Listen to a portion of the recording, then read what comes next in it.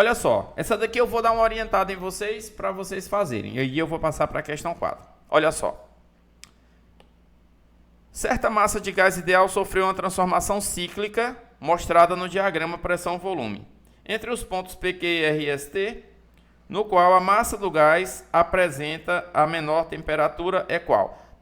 Nesse caso, o que eu quero? Eu preciso saber qual dos pontos o gás tem a menor temperatura. Essa parece ser uma questão teórica, mas ela é uma questão mais ou menos. Eu não posso afirmar que ela é teórica, não. Ela é uma questão que envolve um pouco de cálculo, né? O que vai acontecer? Para que os gases... Aí como que eu resolvo essa questão? Eu identifico a temperatura do gás por meio de ilustrações de isotermas nesse plano cartesiano. Eu vou traduzir. Eu tenho aqui um gás e eu vou desenhar como ficariam as isotermas desse gás. Ficariam assim, ó. A aparência da isoterma é essa. Acredito que seja mais ou menos isso. Então, do jeito que está desenhado aí o que acontece? Qual dos gases tem a menor temperatura? Aquele que está na isoterma mais próximo do plano cartesiano. Qual é o ponto que está na isoterma mais próximo do plano cartesiano? Nessa questão aí é o ponto T. Então, o que a gente pode dizer? Então, a gente pode dizer, nesse caso, que qual é o ponto que apresenta a menor temperatura? É esse pontinho aqui, ó, o ponto T. Por que, Glauco? Porque ele está na isoterma mais próximo do plano cartesiano. Essa é a maneira rápida de resolver. Certo? E, Glauco, mas tem alguma outra maneira de resolver? Sim, tem uma outra maneira de resolver. A maneira mais segura, a maneira mais certa, tem a maneira mais, como que eu posso dizer, mais garantida de você resolver. Qual é a maneira mais garantida? A maneira mais garantida é você usar a lei geral dos gases ou a equação de estado, que é a equação de Clapeyron. Vamos fazer aqui pela equação de Clapeyron. P vezes V, N, R, T. A temperatura, portanto, vai ser pressão vezes volume dividido por NR. Aí, olha só, presta bem atenção. NR é o número de mols vezes a constante universal dos gases. Isso aqui não vai mudar para nenhum desses pontos aqui, nem para o ponto P, nem para o T, nem para o Q, nem para nenhum ponto. Isso aí vai mudar. Então, a temperatura vai ser proporcional ao produto pressão vezes volume. Então, eu olho aqui para o gráfico, ó, ponto T, qual é o produto pressão vezes volume? Você vai ver que o produto aí dá quanto? 0,5. Ponto S, qual é o produto pressão vezes volume? É 2 vezes 1. Aqui, ó. Aqui, ó, deixa eu fazer direitinho aqui para ficar mais claro. Eu quero, vai ter a menor temperatura quem tiver o menor produto pressão vezes volume. Ok. Por que, Glauco? Porque é isso que me diz a equação de Clapeyron. O N e o R não vão mudar, muda só pressão e volume. Quem tiver o menor produto pressão vezes volume vai ter a menor temperatura. Qual é a pressão no ponto T? É 1.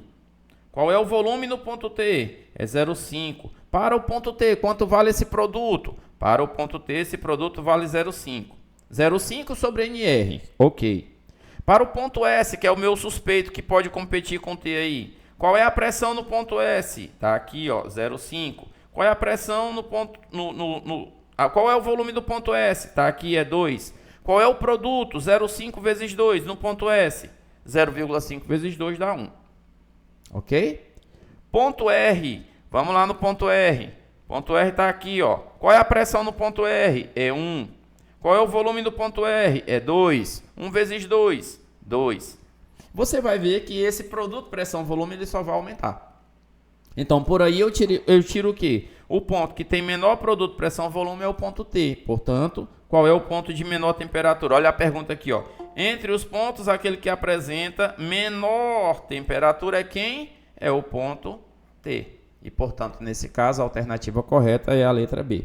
Certo? Então, nesse caso, a gente faz essa análise baseado na isoterma. Agora, se você quiser fazer a confirmação e se você já tiver visto uma questão como essa que eu acabei de fazer, se você assistiu essa aula e cair essa questão lá na hora da prova, você vai lembrar que essa temperatura ela é proporcional à pressão-volume. Então você vai imediatamente associar isso. Ah, é só fazer aqui o produto pressão-volume, deixa eu ver rapidão aqui. E você faz o produto pressão-volume e você já sabe que a temperatura vai ser menor no ponto T, nesse caso, né?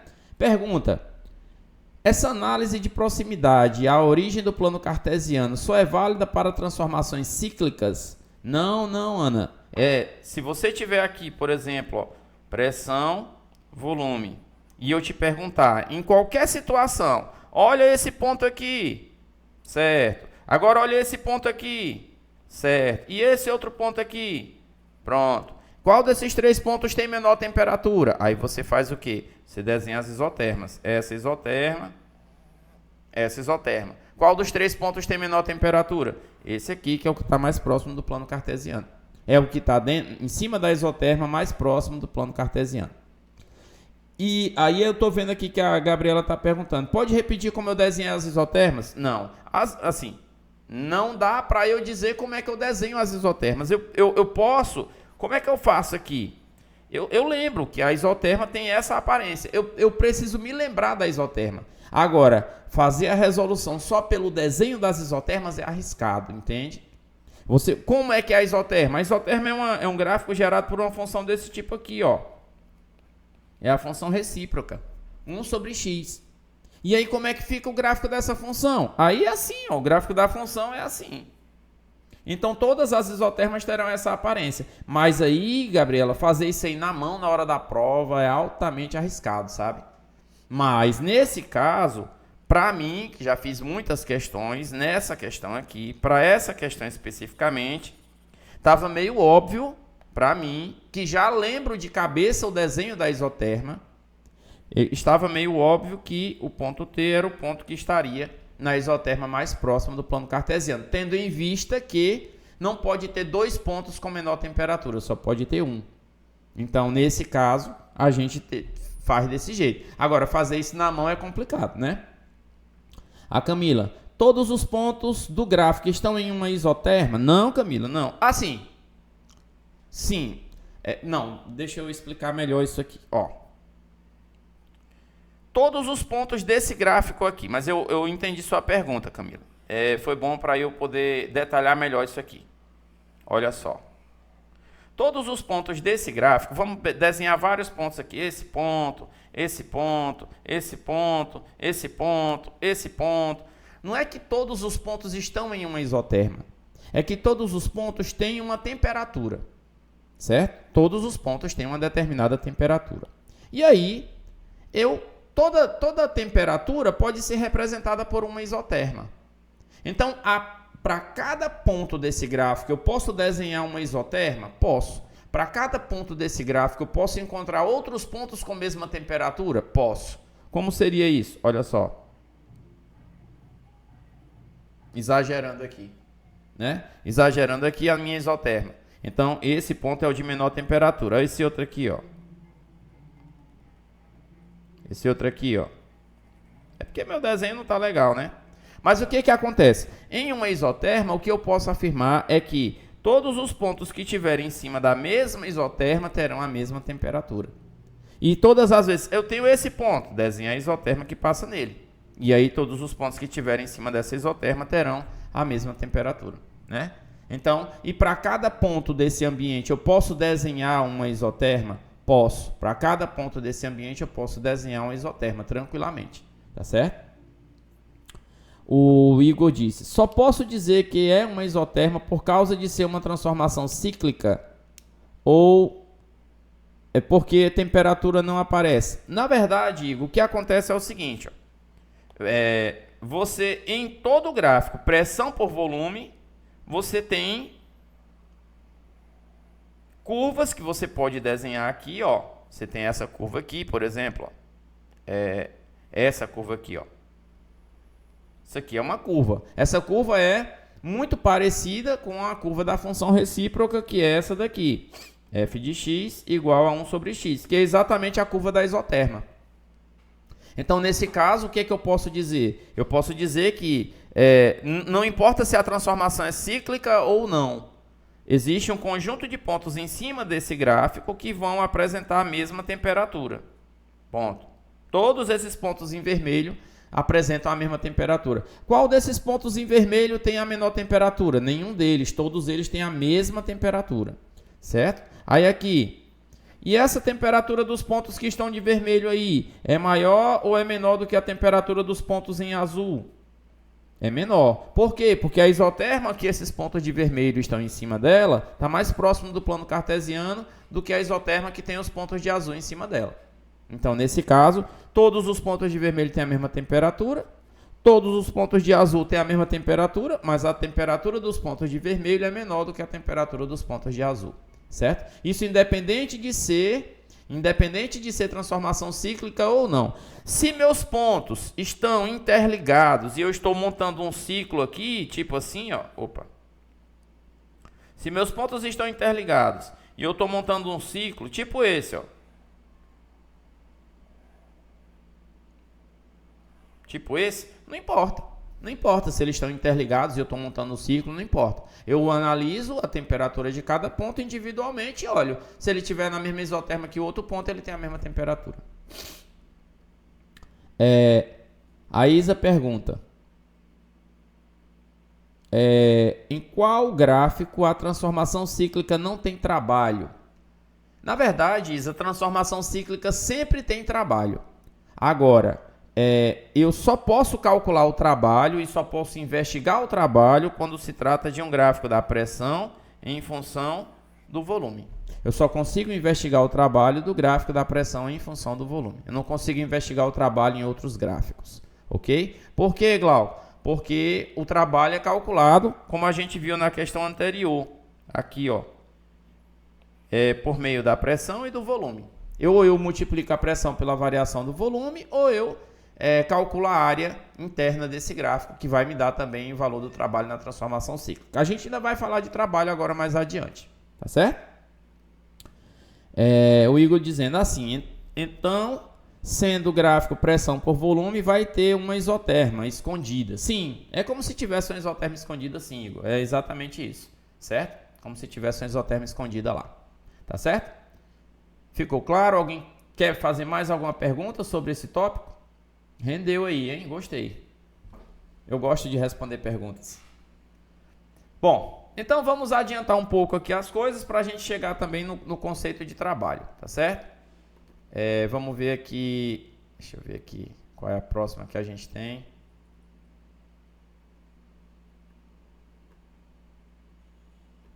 Só pegar aqui um detalhe, pessoal, para vocês. Já que a gente está falando de trabalho, né? Então, deixa eu mostrar para vocês aqui um detalhezinho. Ou eu vou fazer o seguinte, eu vou fazer aqui como se fosse uma aula lá do curso de física, para eu mostrar para vocês algumas coisinhas aqui a respeito de trabalho, rapidão, tá certo? Olha só, trabalho de um gás. Trabalho de um gás, Glauco, ele é muito recorrente nas questões de termodinâmica? Sim, ele é bem recorrente nas questões de termodinâmica. E aí, como é que a gente faz esse trabalho do gás? Olha aí, ó. Os gases, eles aplicam forças nas paredes do recipiente, essa parede vai se deslocar e a gente diz que, nesse caso, o gás realizou o trabalho, né? Como é que a gente vai calcular esse trabalho? Aí a gente vai ter diferentes situações. A primeira situação é se você tiver uma transformação isobárica. Eu vou explicar, mas eu vou explicar rápido, certo? Se ficar algum detalhe aí, vocês me perguntam. Transformação isobárica.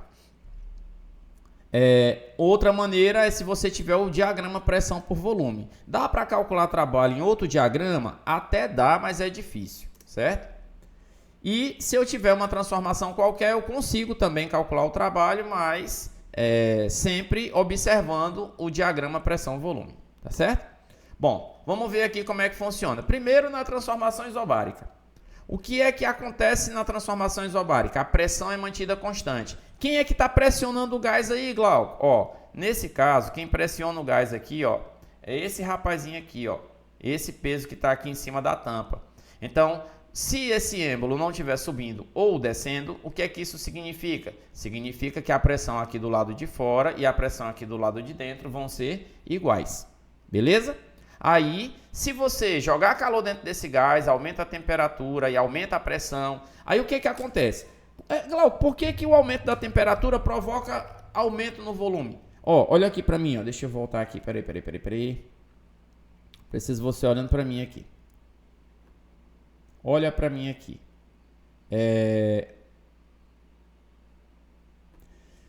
Se você tiver um gás preso no recipiente, a pressão é medida pela força que as moléculas fazem na parede desse recipiente.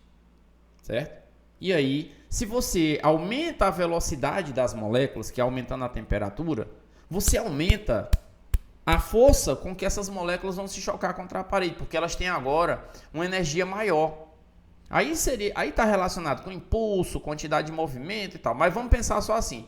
Devagar, aplica uma força pequena na parede, a pressão é baixa. Molécula com maior temperatura, maior velocidade, maior força aplicada na parede, maior força aplicada na parede, maior pressão. Quando essa pressão aumenta, se essa parede for móvel, se ela for capaz de se mover, aí ela vai se mover, porque agora eu estou com a pressão maior do que a pressão do lado de fora. Aí quando você tem aqui ó, a parede de um recipiente, desse lado o gás, desse lado o ambiente, há uma guerra do gás contra o ambiente. Se a parede está parada, é porque as pressões se igualam.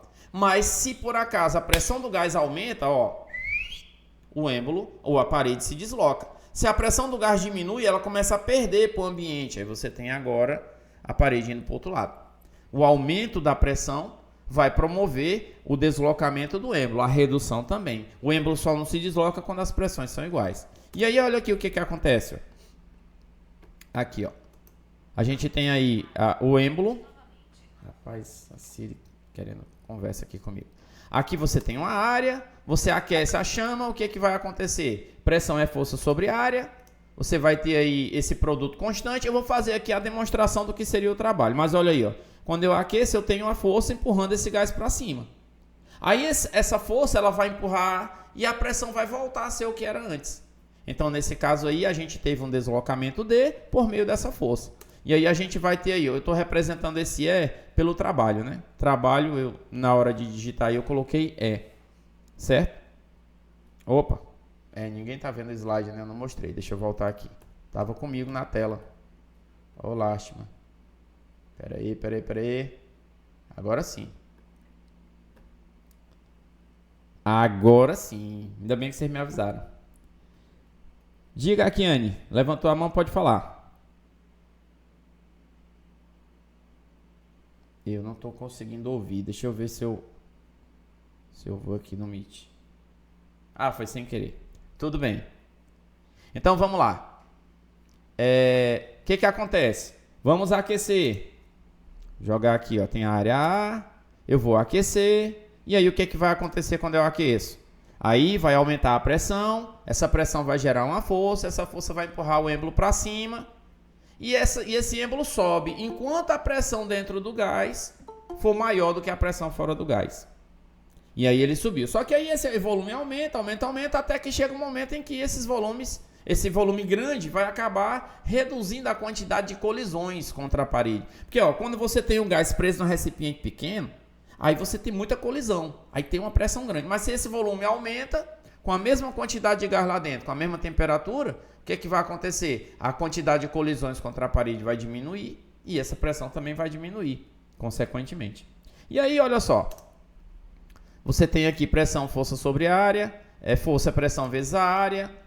O trabalho é o produto da força pelo deslocamento, que a gente sabe lá da mecânica. A gente junta essas duas informações e a gente tem aí. Esse trabalho é pressão vezes a área vezes essa distância. Isso corresponde ao valor de quem? Está aqui, ó, da variação do volume. Então, aí eu vou trocar isso aí pela variação do volume, que é o volume final menos o inicial, e eu chego na expressão que o trabalho é igual a pressão vezes a variação do volume, para a transformação isobárica, né? É o que acontece. Se o gás sofreu uma expansão, o volume aumenta e o trabalho é positivo. A gente chama de trabalho motor. Se o gás sofreu uma compressão ou contração, o volume diminui e esse trabalho é negativo, chamado de trabalho resistente, que a gente puxa essas informações lá da mecânica, né? E aqui, ó, no diagrama pressão-volume, como é que a gente representaria isso aí, ó? Olha só, a pressão, galera, ela é a mesma em todos os pontos do recipiente. E esse gás, ele sofreu uma transformação isobárica. Olha lá, ó. Na hora que eu aqueço, olha o que é que acontece. Deixa eu tirar aqui do meio. Subiu aí, ó, o recipiente, o gás aquece momentaneamente. Mas, Eglau, por que a pressão não aumenta? Porque o volume aumentou. E aí nós temos a variação do volume, né, acontecendo com a pressão mantida constante nesse caso. E aí nós temos exatamente esse gráfico na horizontal. Ali você tem a variação do volume, que é a diferença entre o volume final e o inicial. Tá aqui, ó. Essa área vai corresponder exatamente ao quê? Ao produto da base pela altura. A área da base, ou melhor, a área dessa figura é base vezes altura, que é o quê? Pressão vezes a variação do volume, que é o valor do trabalho. Isso vale para esse gráfico e vale para qualquer outro gráfico, como esse aqui, por exemplo. Ó. Se eu tiver uma transformação qualquer, como essa, aí o que vai acontecer? Nessa transformação, se eu quiser calcular o valor do trabalho, é só calcular a área. Tá aí, ó. É uma transformação qualquer? É. Mas eu posso calcular por meio da área do mesmo jeito? Sim, posso calcular do mesmo jeito por meio da área. Então, esse gráfico pressão por volume sempre vai me dar a área justamente por isso. Porque na transformação isobárica ele me dá essa área, aí ele também vai me dar essa área da mesma maneira. Certo? Aí a Gabriela falou, oxe, mas se está mudando a pressão no êmbolo, não era para estar mudando a pressão, porque ele considera isobárico. Na verdade, Gabriela, isso é um problema da física estatística. Ela muda em um intervalo de tempo tão pequeno que você não precisa considerar. Então essa mudança ela é tão desprezível, essa pressão ela permanece tão estável, ela vai mudando a cada bilionésimo de pressão aumentada já há esse deslocamento e não permite que essa pressão aumente mais. E lembrando que você faz um processo lento, a gente chama isso de processo quase estático, não é quase estático, é um nome só que a gente usa na física, né? Quase estático, né? E aí com esse processo quase estático a gente tem a transformação acontecendo, tá certo? Então basicamente é isso.